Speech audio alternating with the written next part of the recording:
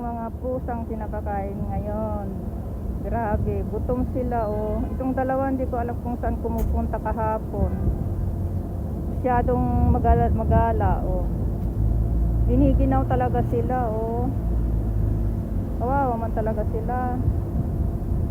Araw-araw ko yan pinapakain. Pag hindi ko makita yung isa, itong dalawa, halimbawa, inahanap ko yan. Pupunta ko doon sa mga ibang lugar para hanapin ko lang doon. Nagtatanong ako sa kanila. Oh, ito naman mga ibon, kulang pa yung binigay ko. Ayan, oh, ala, nagpupuntahan dito. Gusto pa nilang agawan tong mga pusa. Bigyan ko ulit sila. Oh, lila kayo. Ah. Yalla, to. Oh. Ah, lina kayo. Ayun, mga ibon na malilit ang kakain dyan. Ah.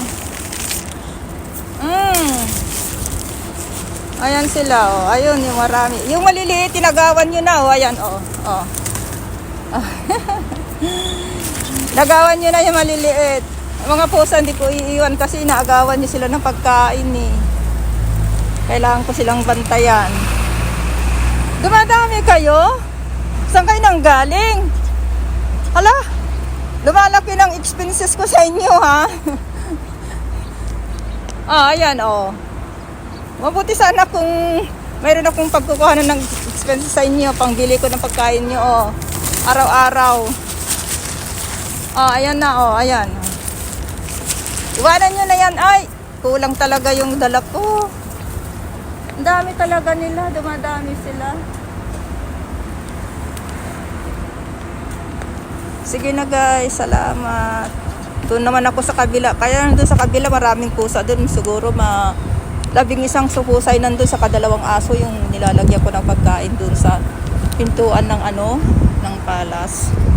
Hindi ko pwedeng i-video yung mga yun kasi bawal. Kaya dito lang ako nakaka-video talaga sa totoo lang.